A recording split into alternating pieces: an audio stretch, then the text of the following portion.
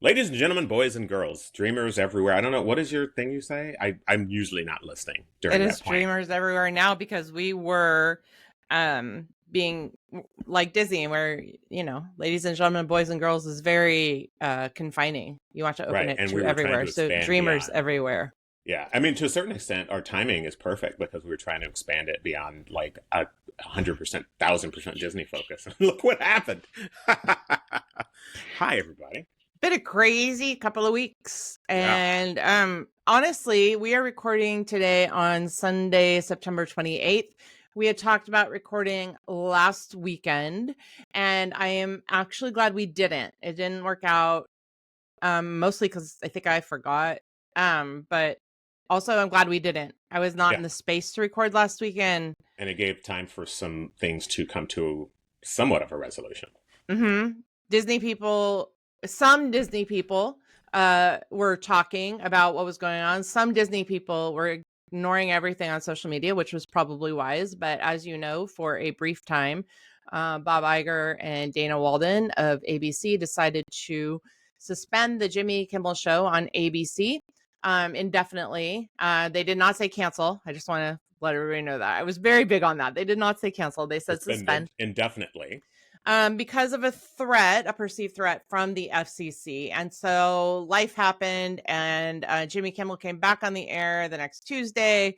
I'm sure if you are a Disney person, you know all about it. And if you're not a Disney person, Google is your friend.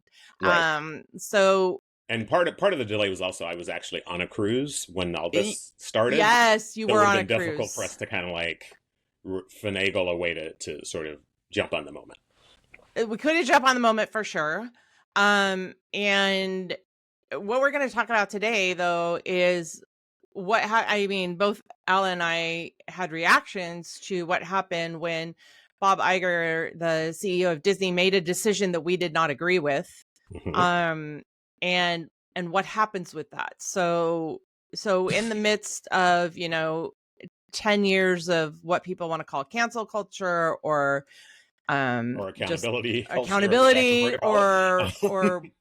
I just for me, this was a different than a private company Sure. making their own decision based on shareholders, stakeholders decision making. This was a impromptu threat that was responded to. Am I saying what you are thinking as well? I don't want to speak for you. No, you're saying exactly what I was thinking. Like in essence, the thing that was really different about this, and here's the piece. I understand from a you and I have both been Disney shareholders at certain points, but I have one I stock. I Let's understand from share. the perspective of a Disney shareholder and the responsibility of a corporation to protect itself that this threat from the FCC, and let's just call it what it was. The Yeah. FCC made a not so veiled threat, and Disney responded. And now the FCC, the chair of the FCC, I should say, is backing away, saying, "No, I didn't say that thing that everybody has a recording of me saying." But in essence, the threat worked, and Disney took off Jimmy Kimmel because of, and it was sort of an implied threat. So the threat worked not necessarily directly on Disney, but on a group of Disney or ABC affiliates who, the Sinclair group, who were, and there was another group whose name I can't Next remember. star. Next star. Nexstar, who were generally a fairly conservative ownership group, who said they weren't going to carry Jimmy Kimmel, and Disney decided to suspend Jimmy Kimmel indefinitely for a joke that was not, if you can Google the joke, but the joke was not. I'm going to disagree with you Uh-huh. for a second. But you're I saying that mean, you do it all the time. I know this Yeah. is like literally the basis of our podcast. Yeah. Well, no, I'm sorry. I don't mean to disagree, and I didn't mean to like really interrupt, but you said it was based on a joke, but I think that actually they were just looking for anything. Oh yeah, no, 1,000%. And they Like have been. They the have been the looking. the expressed reason was for a particular The joke. expressed reason. Okay. Yeah. That was not, that they said was offensive uh to the extent that it was immoral, and anybody who watched it was like, that's not particularly offensive. Um, and so here we are, right? Disney eventually returned Jimmy Kimmel to air. from the reports I'm reading, they lost 4.1 billion in value In for the market company, share value, in market share which value. I just say, and I think I have friends out here who probably feeling the same way I did. My husband is a businessman all the way, and when this was happening, I was kind of like freaking out. Oh my God, Disney lost $4 billion. That's not the way that works. And that's Yeah. exactly what Ed was like. He's like, they lost nothing. They didn't lost lose anything. pretend money on a graph. They lost the money that people thought they were worth. Yeah. So that actually, right. I was like, okay, but it does I freaked out. impact their long Yeah. term Oh yeah. sort of financial health. Now, I think Disney will be fine. Let's be clear. Of course they will be. And this is why I think they went back on the decision. That loss, whether pretend money or not, really far exceeded sort of the gain they would have by the deal that they were proposing. And so it all this, like, I say this all the time from a business perspective. Ed knows much more about business. Your husband Ed knows much more about business than I do. One of the things I do know about business, and this is, as a liberal, we often look at companies as this is a good company or this is a bad company. All companies are amoral. Yeah. All companies are amoral. Even small businesses are amoral. The goal is to make money. Yeah. That is the goal. And publicly traded companies, their goal is to increase stock value. Yeah. That's exactly it. And that is what they do. That's exactly it. So to say a company by itself is good or bad is sort of anthropomorphizing a company in a way that I think is unhelpful. Companies are amoral. They don't have morals. They don't make decisions based on ethics and morals. They make decisions based on profit or stockholder value. That's how it works. Which is why I think it was so important when an immediate reaction to the decision made was for subscribers to cancel their Disney Plus Hulu subscriptions, which over 2 million subscribers did do that. I was not one of those 2 million. I'll tell you why in a minute. But I think that showed them like super quick. Now, I got to tell you, this is still my thought. This comes from nothing. They never said canceled. Like Colbert was canceled on CBS. They made an announcement that the show was not coming back, right? For whatever lame reasons they came up with.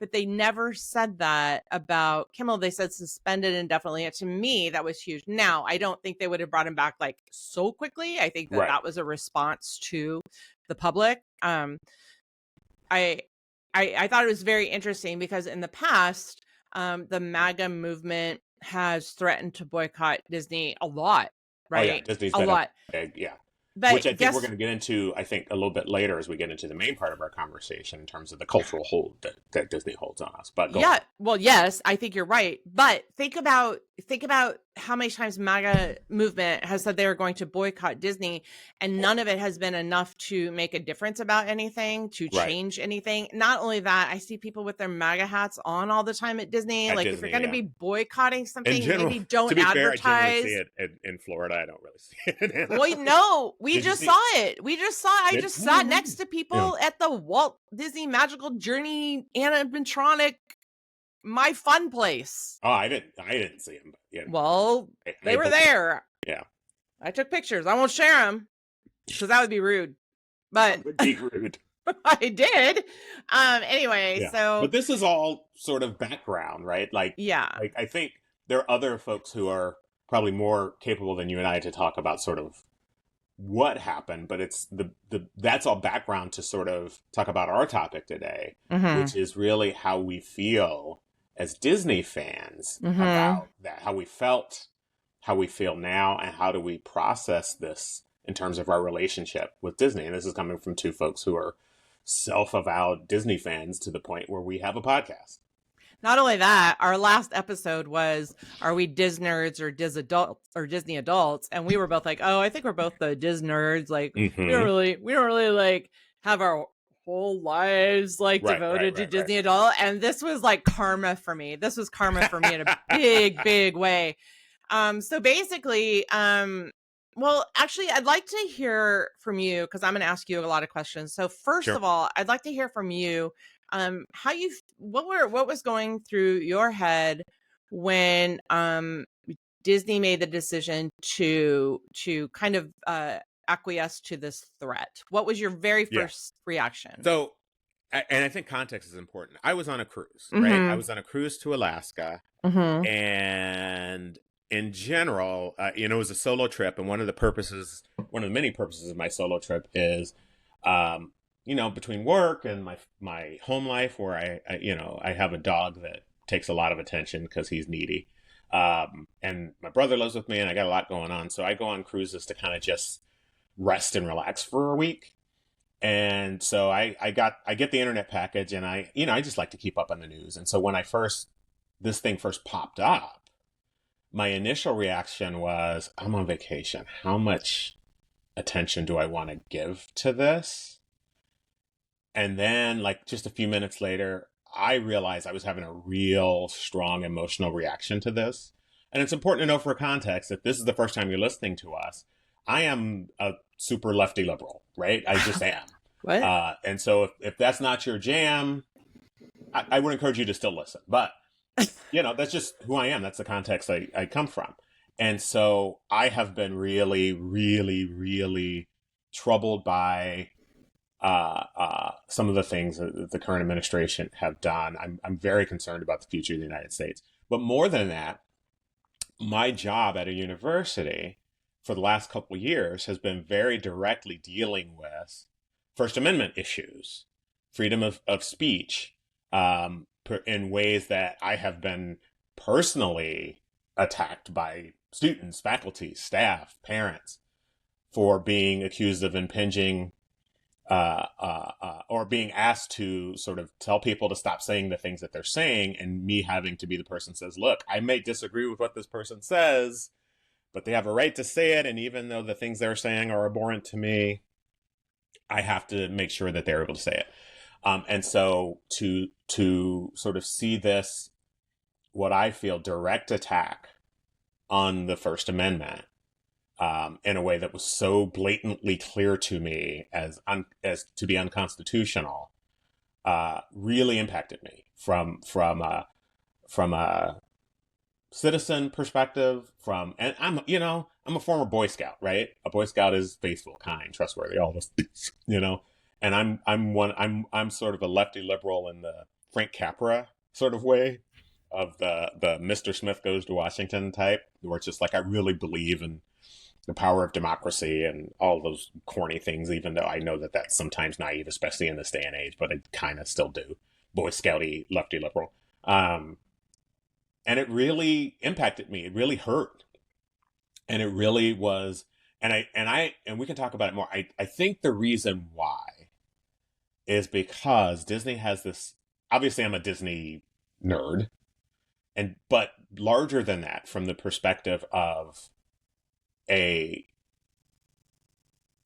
from the perspective of a person who keeps an eye on the culture and who has researched parasocial relationships, Disney has this cultural hold that means it matters more because it takes up more space for us. Mm-hmm. And because we have not only an emotional tie with Disney, but an ethical sort of framework. Many of us have used Disney movies to form our ethical way of being in the world. We have parasocial relationships don't really work in general for an organization, but I'm going to stretch the framework a little bit. And in a minute, I'll define what parasocial relationships are. That's what my question was. Yeah. The framework a little bit in a way that it doesn't apply, and that many of us do have a parasocial relationship with the Disney idea, whether that's because we have parasocial relationships with multiples of the characters, or a parasocial relationship with the parks, things of that sort. And so it, more than if Warner Brothers does something, we don't really take that personally. When Disney does something, it is a company, unfortunately, which is something I'm really thinking a lot about recently, a company that we have a emotional connection and relationship with and interface with in a way that we can be disappointed. And I think, to boil it down, even though I know companies are amoral, I was extremely disappointed with Disappointed.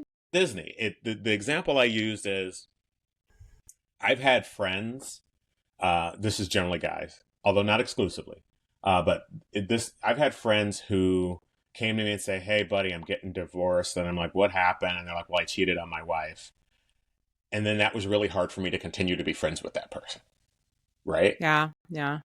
I think it's similar in that I feel that you are not the person I thought you were if you could do that. I know. And this is sort of how that initial response to the Disney and Jimmy Kimmel thing is I didn't think you would do that. And I'm not naive. It's a company, right? Yeah, I but know. my emotional reaction was, I'm very disappointed in you, Disney. Yeah. I like that you had that the reaction about like a friend coming and saying, "Oh, we're getting divorced because I'm the one that made the mistake. Like I'm the one that did something that went against all the values that you hold dear." And that Mm-hmm. And it's true. I've had that happen and it's like, I want to remain friends, but it's really hard to be like, okay, you are not the person that I thought you were, right? If you were able to take this action. That is so true. I mean, I read Iger's, autobiography, and I got to admit, when he came back after Chapek, I was like, hallelujah, but I'm not all the way with him. Since he's come back that second time, there's a lot I'm not agreeing with, but for some reason, well, we all know the reason, but part of the problem is having any billionaire as a hero, right? Well, and I don't know that Iger was my hero. Right. But let me ask you a question. Who's the president of any other company? I know. You don't know it. I know. Iger, you know. Chip Cook, Mark Zuckerberg, and Jeff Bezos, because we see them in the news all the time. Right. Now, here's my other question, because I know you have a lot of questions, but would it be helpful to define parasocial relationships? That's what I want you to do. Okay. Yes. So, and look, just again for context, one of the reasons that who are these guys to talk about this? This is actually strange because we talk about crap all the time that we just our opinions, but this is actually an area which I wrote my dissertation in. He's a doctor. Finally, I can go to the doctor. Yes. I am something of an expert in this. So parasocial literally has the PhD. I literally got a thing in my office that says I'm allowed to say I'm a Parasocial relationships, for folks who aren't familiar, are the relationships that people have with fictional or media characters. Doesn't necessarily have to be a fictional character, but it's common with fictional characters that simulate real world relationships. So what I mean by that is I have a relationship with Mickey Mouse. I like Mickey Mouse. Mickey Mouse is a friend of mine. Now, I know Mickey Mouse is a fictional character, but I care what happens to Mickey. I care how he's portrayed. I think of him in a way that is very friendly and warm. And it simulates a real world friendship, right? When I did my research, one of the things that I discovered is, and I'm not the first person, is that many people enjoy parasocial relationships with a number of different characters. But when we are under stress, they become particularly important. So I researched people's relationships with people's parasocial relationships during the COVID-19 pandemic. And a number of my interview subjects were women who worked in higher education. And the number of them, I'll just use this as an example, who used Leslie Knope from Parks and Recreation, whose chief parasocial relationship was with Leslie Knope, really was remarkable to me. And what I discovered when I talked to them about this is they saw her as a role model. They saw her as a colleague. They saw her as someone who understood the things that they were going through, particularly not only with work, but in relationships and with being a new mom and all these sorts of things during that period, in a way that was more important because if you recall, during the COVID-19 period, not because of the isolation, the parasocial relationships took on a more significant importance because people's other relationships were limited. because people were isolated, they weren't able to engage as much as they would like in the real world relationships with friends.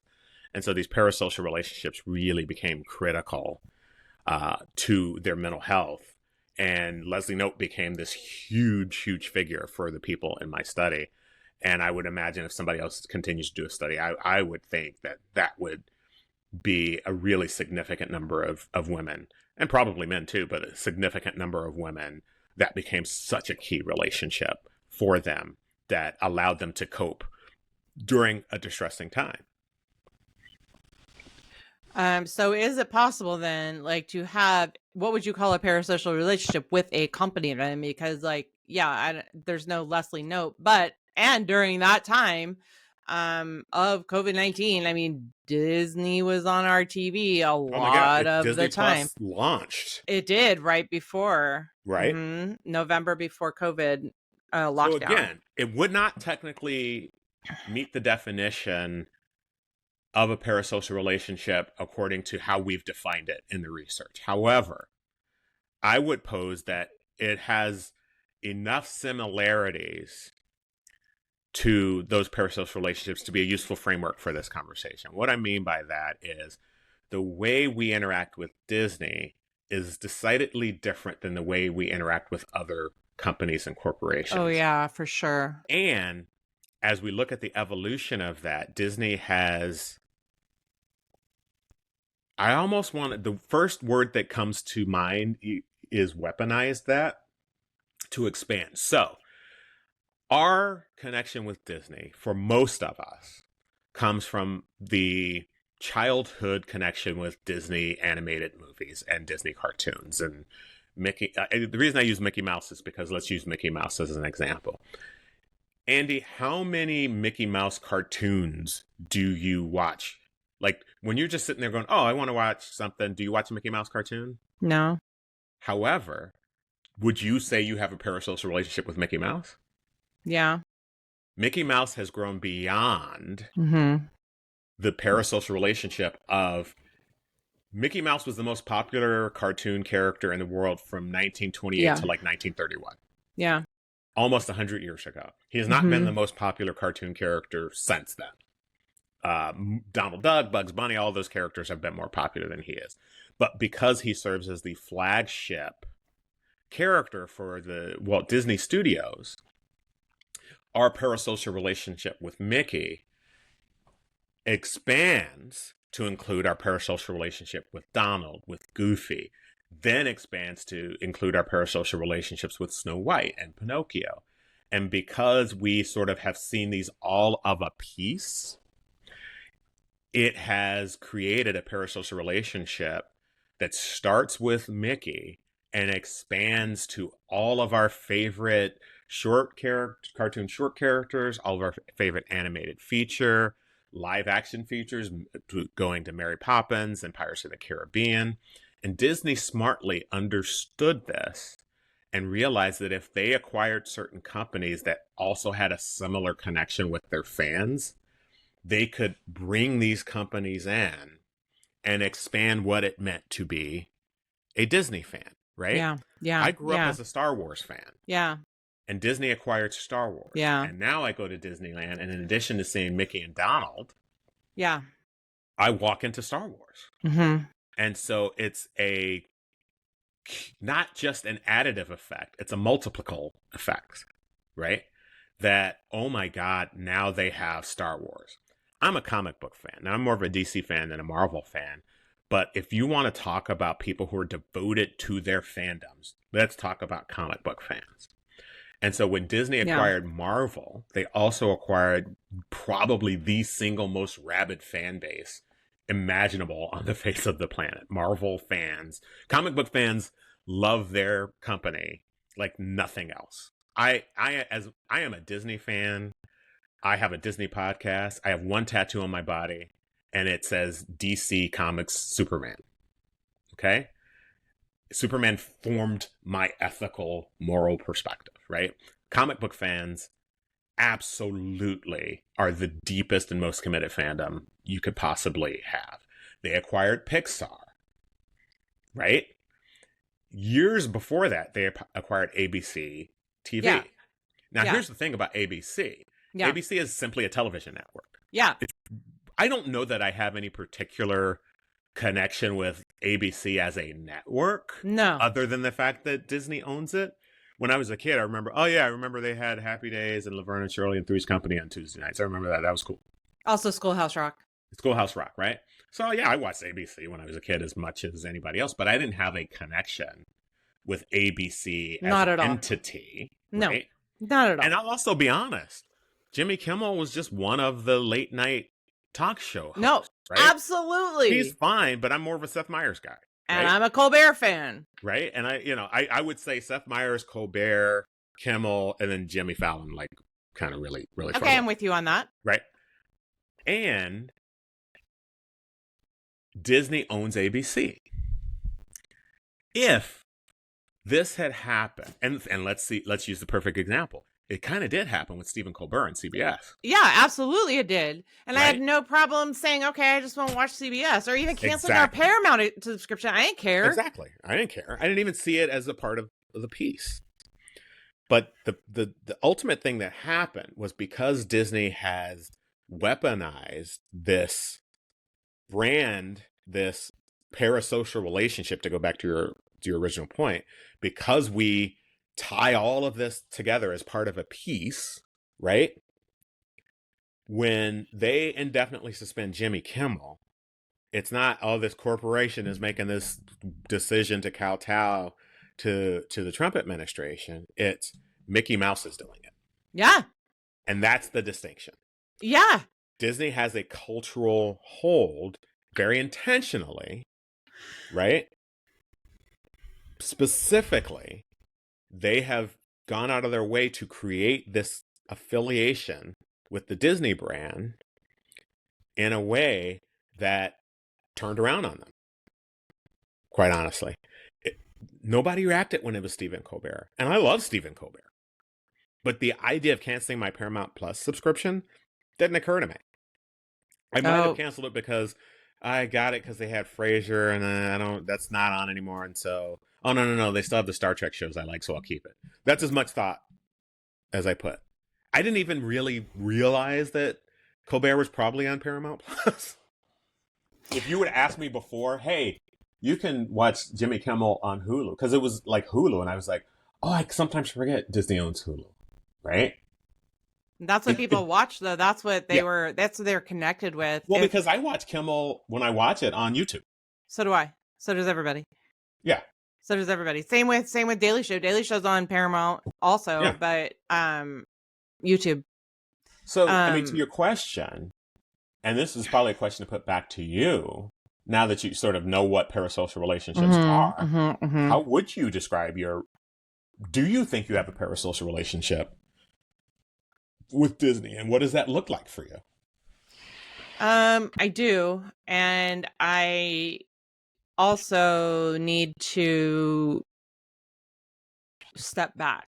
It was really, really an eye-opening weekend or a couple days for me. I took it personally. I took the whole thing personally. Now, I do want to say, you all know that we are a Disney family, and so one daughter and one daughter's significant other both work for the Walt Disney Company, and they were comforting me. They're like, Mom, it's gonna be okay. Like, I mean, I can't tell you how close actually some of this all was to our family when it actually happened.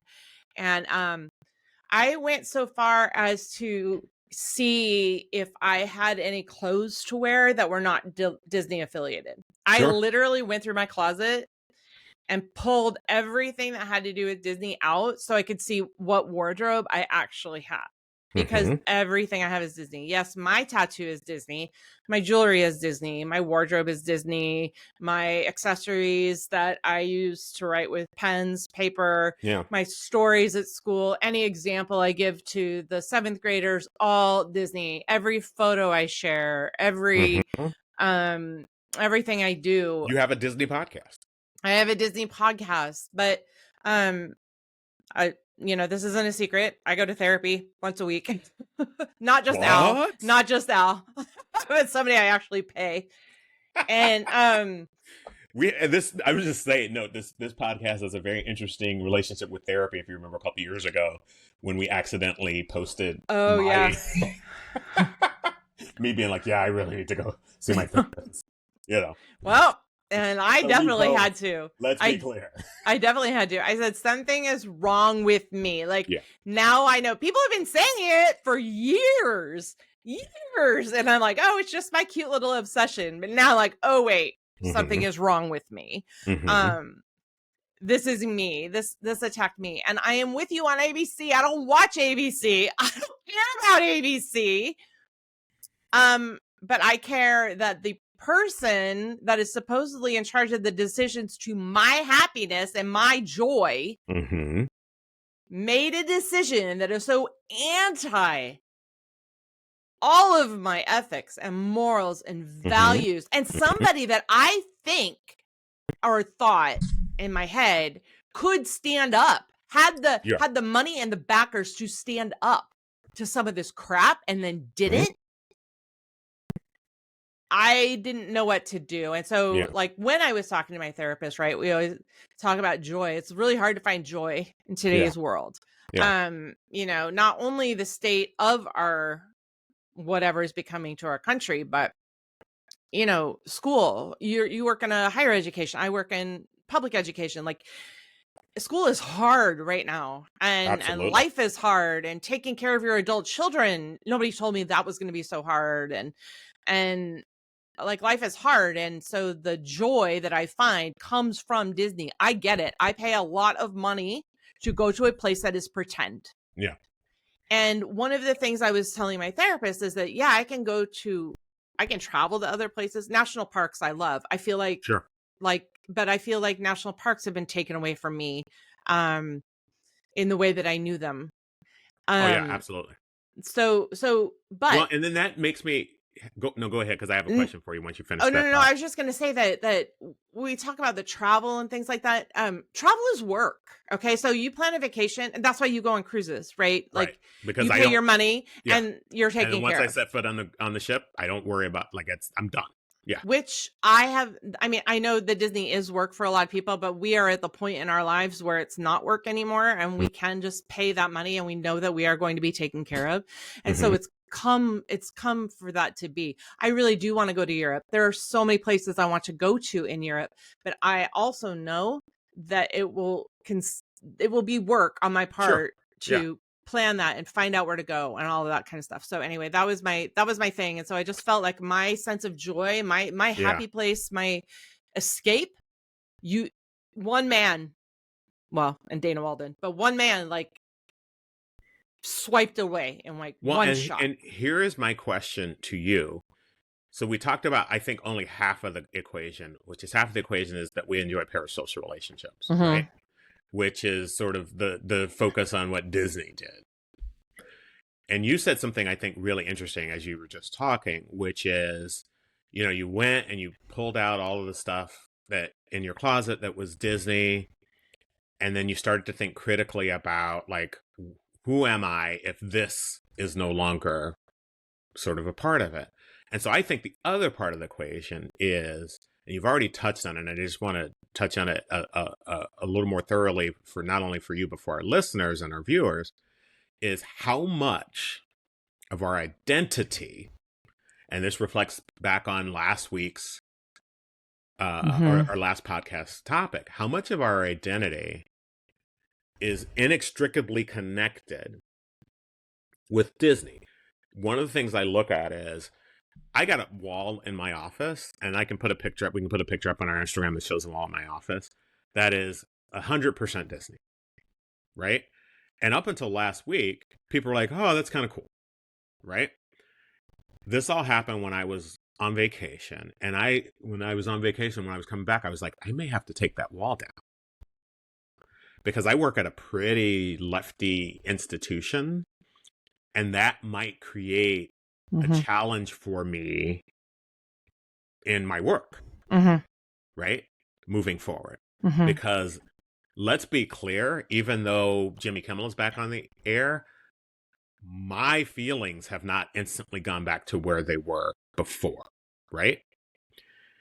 And my question for you is, and you were talking about seeing your therapist and things that are healthy or unhealthy. I think we have a tendency to look at things didactically, right? Where it's like either it's all the best thing ever or it's all the worst thing ever. And I don't know that the reality is really conforms to that kind of thinking. But my question for you is, how much of your identity do you think is tied up with being a Disnerd?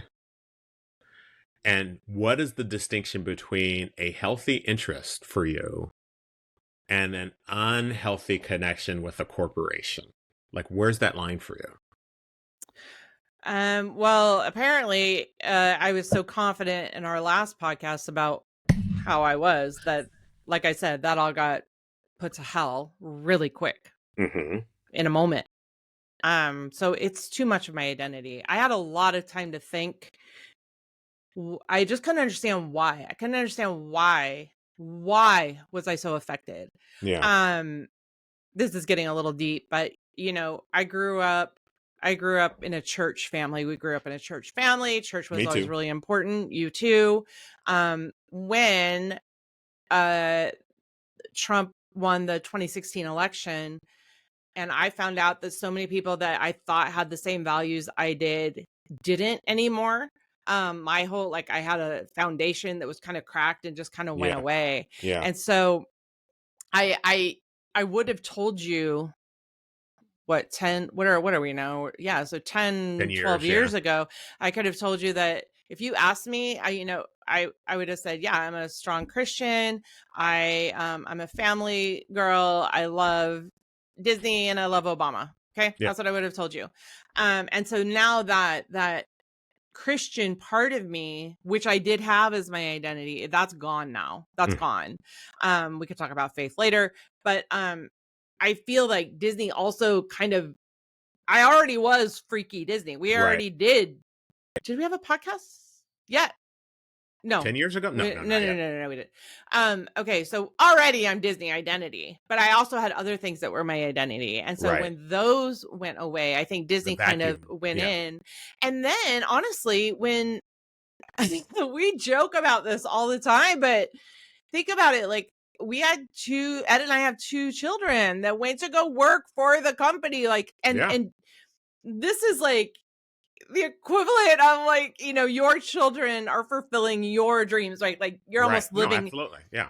vicariously through your children. And of course, when it comes right down to it, the children are able to do what they want to do. But it is a kind of fun joke to say, oh yeah, they're my kids. Of course they work for Disney. Like, of course they do. And so now I'm worried, oh my God, is that my identity that I have infused in my kids? Right. And it became everything. What one thing became everything to me all at once. Yeah. And I want to say that there is a very famous podcaster who you turned me on to, and I really don't know his real name, but the Mr. Cheesy Pop. Max. Yeah. Max Glick is his real name, but Mr. Cheesy Pop. I love that guy. I will tell you that I was looking at every Disney influencer I knew for days. I was just scrolling. What can I find? And he got on and he did a reel. And basically he got on there and said, I don't know what to do. I'm just lost. I haven't been to Disneyland. He goes to Disneyland all the time. I haven't been to Disneyland in a few days. Like I could finally, when I heard him say that, I was like, oh my God, somebody else. Because everybody else wasn't saying anything. Right. Nobody else was saying anything. And part of it is, particularly for the big Disney influencers, their livelihood is tied with Disney. I know. And there were a couple that flat out right away said, I'm done. Right. Yeah. And what a big deal that was. I couldn't make that decision that quick. And usually I'm a very impulsive decision maker. Yeah. But I'm like, wait, this just happened. What do you mean? I gotta think. I gotta stop. Because it's who you are. Oh, and to change that on a dime, right? And so that goes back to sort of my, and I'm glad you brought up the religion component, because I do think, and this is maybe controversial, for many of us in our modern secular world, our connections with these large corporations have supplanted what in previous generations would have been religion. Right? Absolutely. We've talked about that before. Oh, yeah, absolutely. And so your identity as a Disney fan again, isn't simply, hey, I like a lot of the products this company creates. It's my morals and ethics were largely formed by this corporate product. Yeah.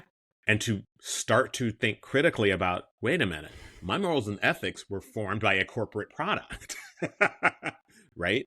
And to start to say, well, what does that mean? How has that impacted who I am and the decisions that I've made? You know, you all of a sudden start to naturally question, what is this not only meant for me, but what is this meant for my kids, right? Now, again, I go back to the earlier piece. I don't think it's necessarily useful to have it be unnecessarily didactic, but I do think it's useful to be critical and to say, yeah, Disney has been a part of my life and culture for as long as I can remember. And is that about the characters and the stories, or is it about the corporate decisions that are being made? Here's an example from my life and my fandom. I wore this today because it sort of talks about my ambivalence. The Hulk is a Marvel property and Batman is a DC property. I am a DC Comics fan as long as I live. Some years back, they made a series of movies I did not like. The Zack Snyder Superman movie Man of Steel ended with Superman snapping the bad guy's neck. This is not my version of Superman, right? But they technically own that character and they get to do what they want to do with it. But the thing I get to do is reject it. Mm-hmm. I get to say, yeah, that's not for me, right? And I still love that character, but what you have done with it as a corporation is abhorrent to me, right? I think that might be a useful perspective on this in terms of we give a lot of power to Disney to tell us what we like, right? Yeah. To say, you will like this. Yeah. And I think I'm definitely guilty of it being like, okay, Disney told me I'm going to like it without really sort of going, well, does it actually align with who I am and what I believe? Yeah. Is this the right thing to do? Right? I don't want to think about it. I'm going to Disneyland and I just want to forget about things for a couple of days. And that's what I want to do. Yeah.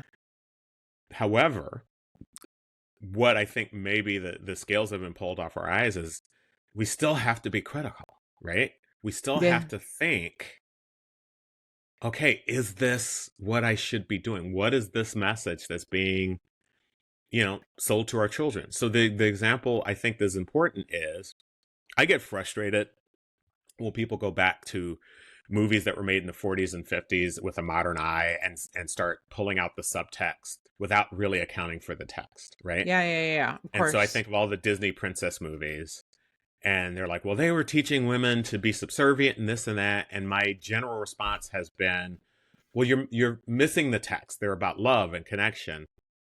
But I think I was being willfully ignorant. It's both at the same time. And if you don't take into connection the subtext, you can't really understand the text.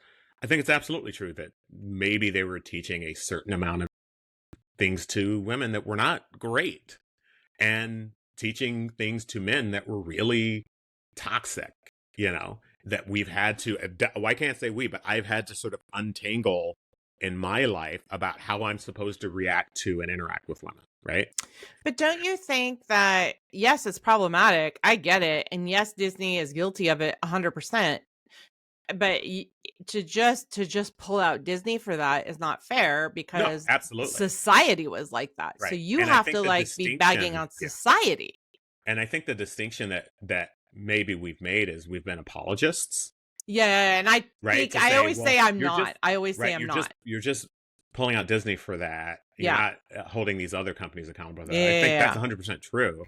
And I think the reason Disney gets pulled out for it is because it's the best example. It's the primary example, right? Right. To say you're just pulling Disney out for that in terms of Disney's princess movies. What about everybody other's animated princess movies? Well, Nobody else was because doing Disney didn't it. make up, but Disney Right. didn't really make up. I mean, they changed the stories a little bit, but they didn't Sure. make up The Little Mermaid. They didn't make No. up Cinderella. They didn't make up Snow White. I mean, No. these were all fairy tales way before Disney got a hold of Absolutely. them. And yes, Disney Absolutely. did change the stories, but I would say made them more child friendly Oh, than absolutely. the original Absolutely. were there. So Everything you say is true. I do act And as an apologist. additionally, Yes. And they additionally, right, they also reinforce some cultural pieces that maybe, and here's the thing, absolutely. again, I'm speaking from my experience as cisgendered straight guy, right? Is I love Disney movies, and I look at Disney movies and say, oh, subconsciously, they have the way the princes interact with the princesses. Man, that's what women really want. I have to be the strong guy who takes charge, who doesn't really listen, right? You and I both love Sleeping Beauty. Sleeping Beauty is maybe the single most beautiful movie I have ever seen. I love the story. I love Prince Eric fighting the dragon. Prince Philip. Prince Philip fighting the dragon. Prince Eric is from The Little Mermaid. Thank you for I love knowing that. everything. And there is subtext to that movie that's important not to ignore, is what I'm saying. Is it's more, you can love a thing and understand that the thing has flaws.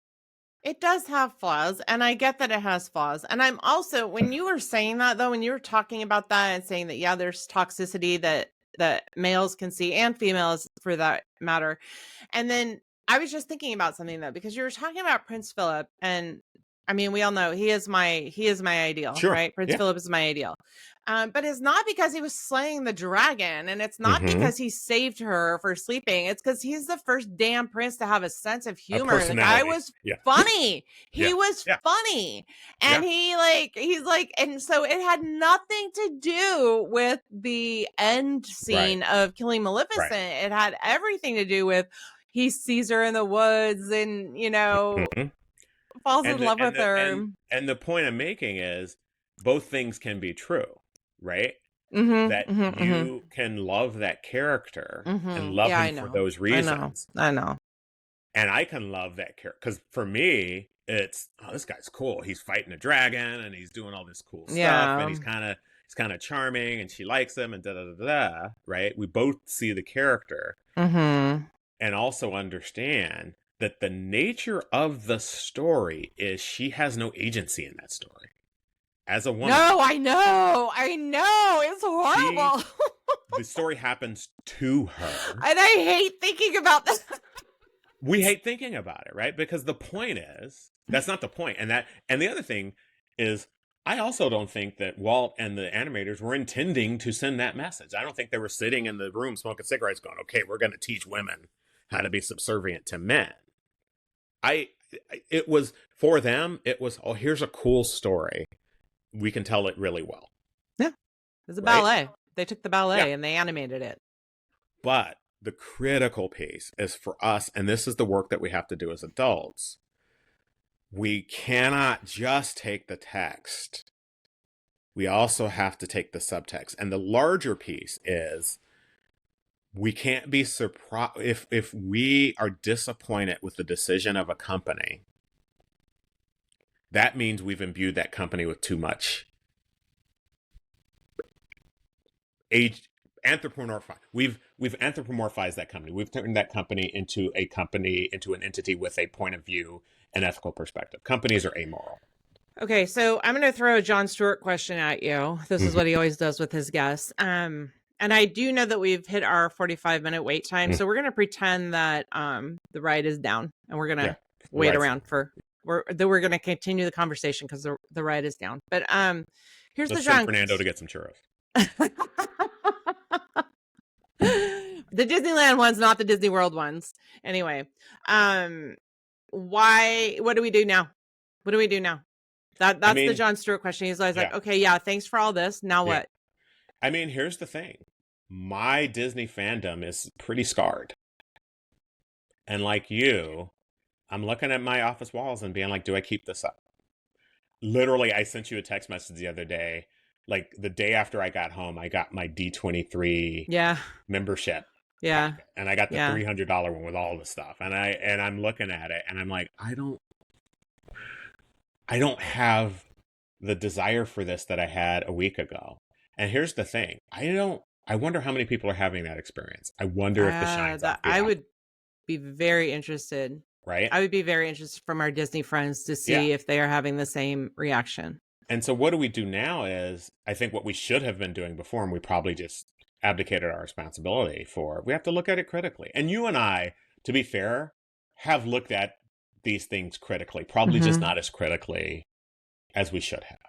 We have to do things like when you talk about how much of your identity is tied in with Disney. I think you're doing the right thing, saying to Mead in your conversations, to your therapist, where is that healthy and where is it toxic? Because I don't think the answer is I don't think the answer is I'm going to now throw out all my Disney stuff. I'm going to cancel my Disney.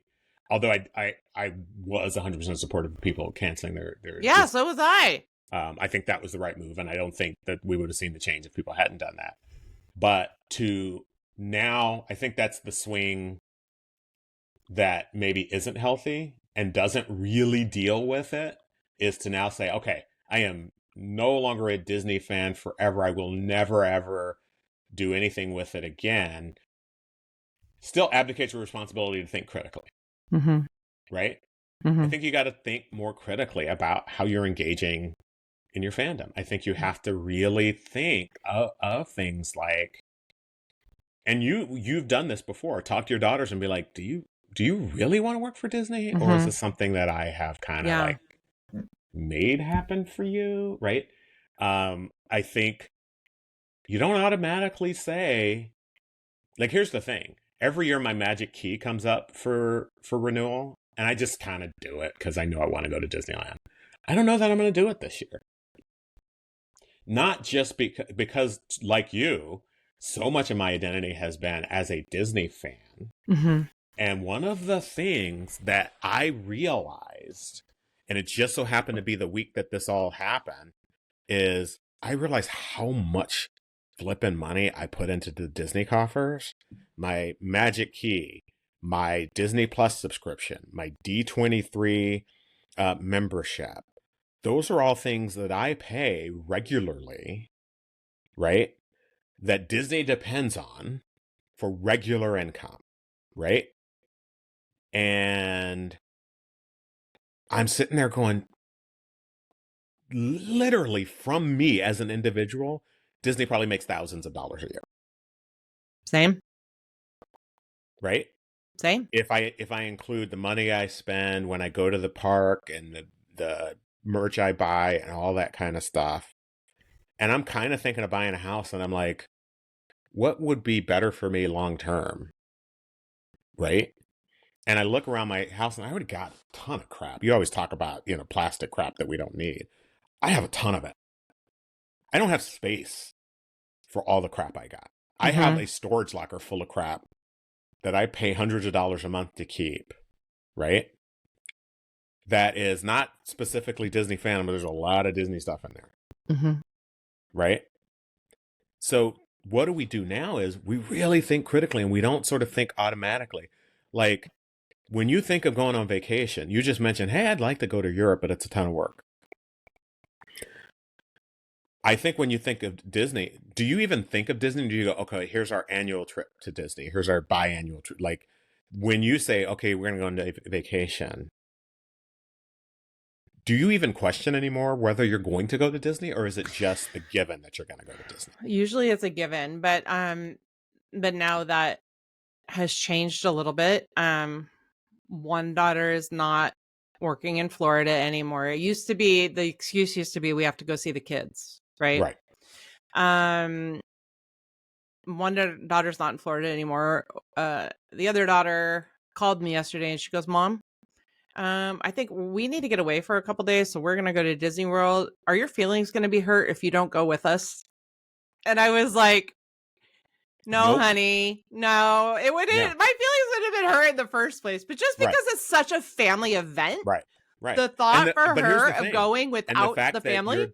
your identity is so tied with that she felt like she needed to ask. She was actually like, hey, Mom, I got to talk. She goes, I have a question for you. Like, she was preparing me. Right. You know what I mean? Yeah. And I'm like, dude, it's okay. And that is what I need to like step back. And so, yeah, I think we're gonna make some decisions. Yeah. I mean, we just have some decisions to make. So, and I think the thing is, that's 100% okay, right? And the fact is, we probably should have been more careful about it.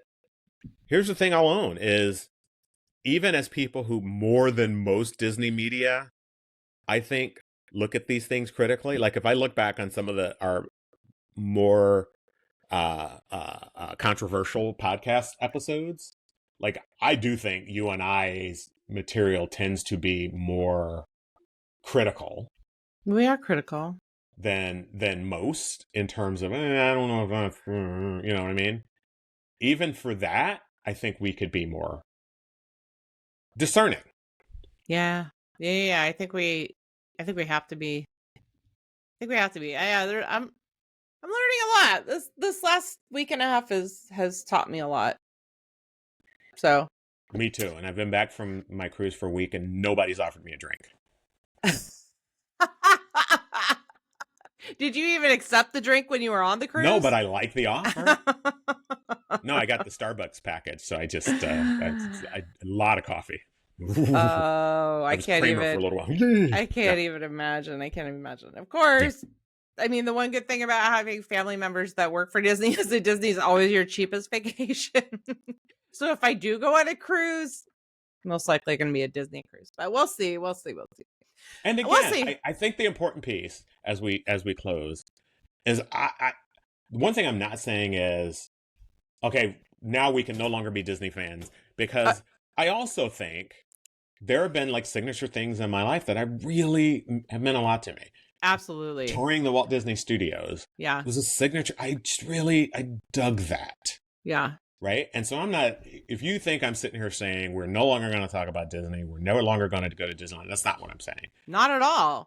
I do think that we want to think about, like for me, how much money am I willing to commit to a company, and differentiating my connection with the company and my connection with the characters and the stories.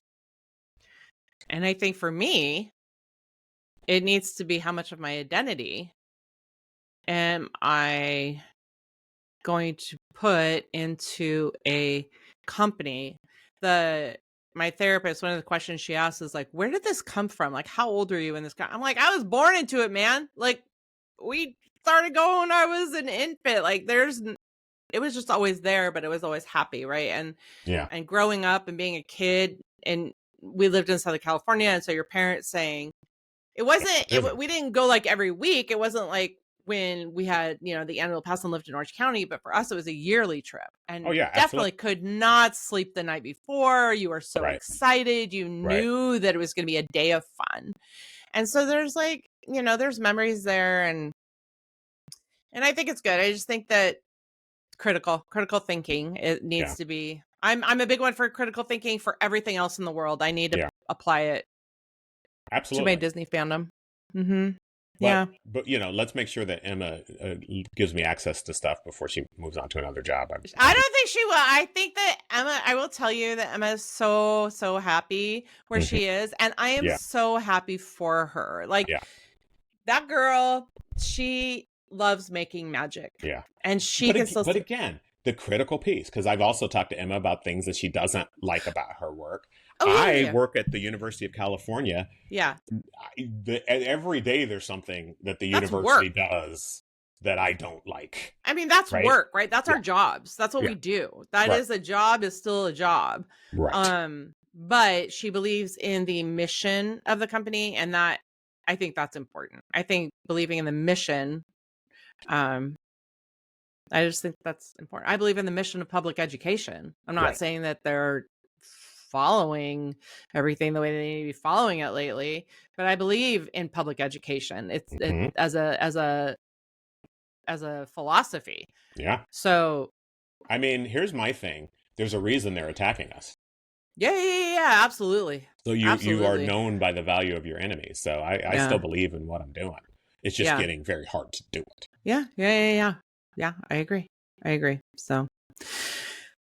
All right. Well, we have a lot of Disney friends and a lot of people I think who felt the same way we did or do. And so now we'd love to hear from you. So if you're watching us on YouTube, we'd love to hear what you have to say in the comments below. And then we are on all the socials at Facebook and Instagram. So yeah, I'll complain about Mark Zuckerberg, but yeah, we're still there. We even Not are on on X. no, we are not on X. We have TikTok, and I think Threads comes with Instagram, although I don't really check it as much as I should. But anyway, you can find us at 45-minute wait, conversations in the queue, and really, this is the stuff that Alan and I talk about when we're waiting in line. So this is not like pretend. This actually happens. It's true. And she often defers to my expertise like she did in this episode. No, she doesn't. That's never That's happened. not true at all. That's not true at all. That's not true at all. But at least we can say he got to use his doctorate for a It's true. podcast episode. So yay for the doctor. The doctor is in. The doctor is in. Tune in to 45 Minute next week. Same 45-minute time, same 45-minute channel.